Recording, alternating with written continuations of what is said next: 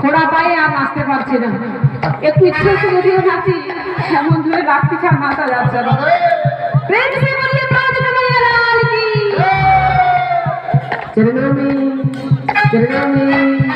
चरणों में शीश झुकाया करो, झुकाया करो, झुकाया